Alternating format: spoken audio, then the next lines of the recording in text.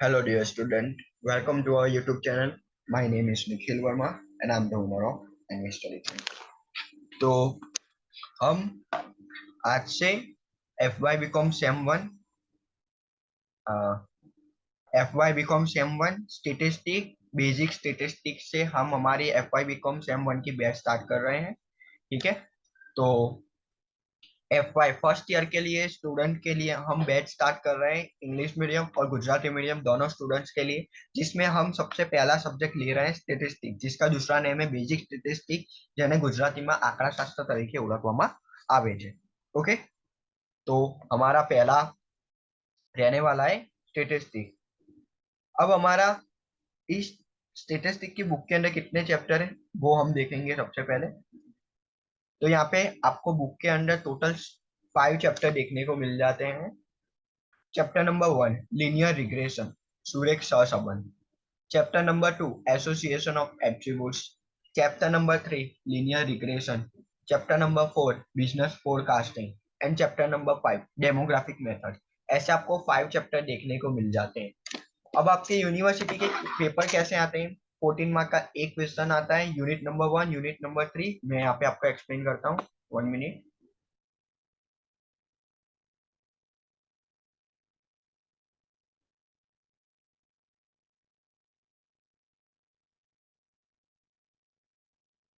यहाँ पे आपको मेरी स्क्रीन दिख रही होगी। तो आपको यूनिवर्सिटी के एग्जाम में ऐसे पेपर पैटर्न आती है।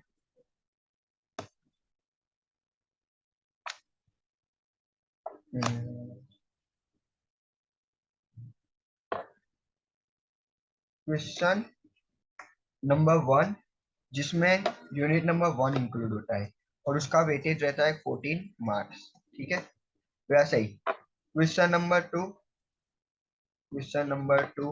यूनिट नंबर 2 में से आता है, जिसके भी वेटेज रहते हैं 14 मार्क्स। ठीक है, वैसे ही same to same question number 3 भी सेम, क्वेश्चन नंबर 4 भी सेम। तो मैं आपको तो भी यहाँ पे लिख के बता देता हूँ। क्वेश्चन नंबर 3 यूनिट नंबर 3, उसके भी वेटेज रहता है 14 मार्क्स। ठीक है, वैसे ही क्वेश्चन नंबर 4 भी रहता है, सबका वेटेज सेम रहता है, सिर्फ अंडर के जो क्वेश्चन आते हैं उसकी वैरायटी अलग अलग रहती है। ठीक है,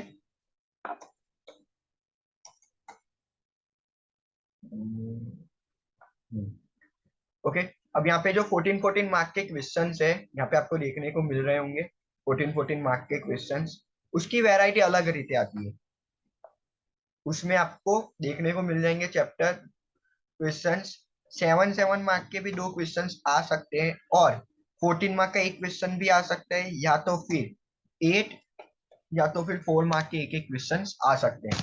7 मार्क के 2 क्वेश्चन आ सकते हैं, या तो 14 मार्क का एक क्वेश्चन आ सकता है, या तो फिर 8 मार्क का क्वेश्चन और 4 मार्क का क्वेश्चन आ सकता है। वो क्वेश्चन में थियोरी या तो फिर प्रैक्टिकल कुछ भी हो सकता है। ठीक है, ये जो पैटर्न है 7, 7, 14 और 8, 4, ये चारों क्वेश्चन के लिए लागू पड़ती है। ये चारों को हम कहते हैं यहाँ पे पार्ट ए। पार्ट ए में आपको 4 क्वेश्चंस देखने को मिलते हैं। ठीक है, अब हम बात करते हैं पार्ट बी की। पार्ट बी, पार्ट बी में आपको वैसे तो इसको क्वेश्चन नंबर 5 कहा जाता है। क्वेश्चन नंबर 5, जिसमें आपको MCQs, short question answers, true false जैसे देखने को आपको मिल जाएंगे। इसका भी वेटेज रहता है 14 मार्क्स, बट इसमें फर्क है, इसमें आपको टोटल 7 क्वेश्चन ही अटेम्प्ट करने होते हैं। 7 क्वेश्चन ही अटेम्प्ट करने होते हैं। 7 क्वेश्चन ही अटेम्प्ट करने रहते हैं, और आपको टोटल क्वेश्चन यहाँ पे दिए जाते हैं 14। 14 में से अटेम्प्ट करने 17, सॉरी 7 अटेम्प्ट करने आपको दिए जाएंगे 12 क्वेश्चन,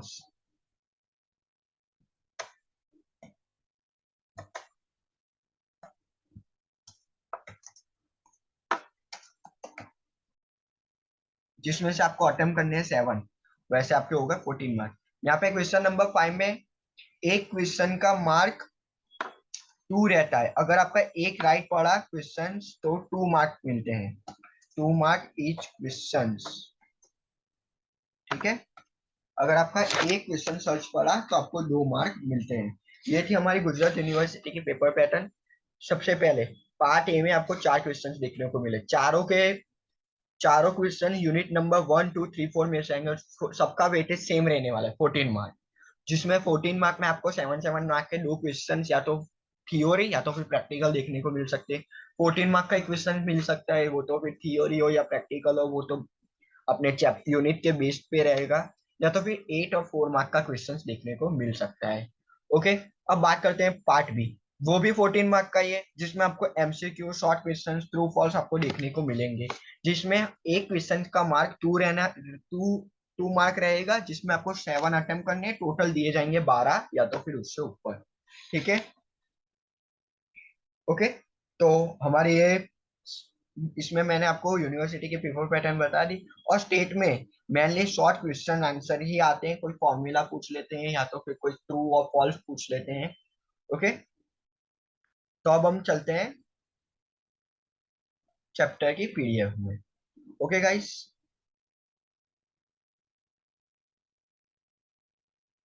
तो हम यहाँ पे थे। हमारे यहाँ पे टोटल 5 चैप्टर है। अब ये जो 5 चैप्टर आपको दिए गए हैं, वो कौन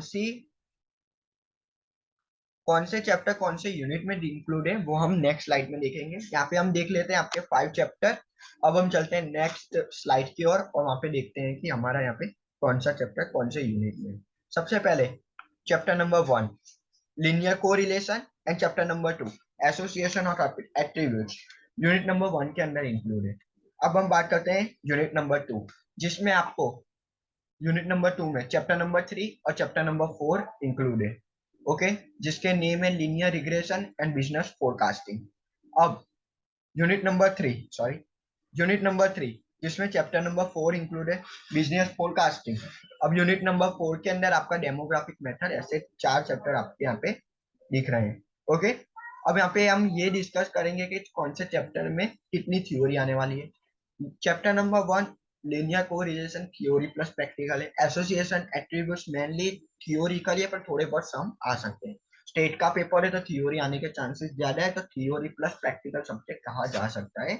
क्योंकि आपको कुछ भी फॉर्मूला है तो फॉर्मूला की थ्योरी पर्टिकुलर आपको चैप्टर में दी गई होगी, तो उसके हिसाब से थ्योरी प्लस प्रैक्टिकल ऐसे बन रहा है। ओके, तो अब हम नेक्स्ट वीडियो का वेट कीजिए, जिसमें हम चैप्टर नंबर 1 स्टार्ट करने वाले लीनियर कोरिलेशन, जिसमें टोटल 2 ही मेथड है। ऐसे तो टोटल 3 मेथड है, पर एग्जाम में 2 ही मेथड आती है, तो हम वो 2 मेथड के हिसाब से उनके जितने भी फॉर्मूलाज होंगे उसके अकॉर्डिंग हम हमारा चैप्टर स्टार्ट करेंगे। Okay guys, thank you for this watching.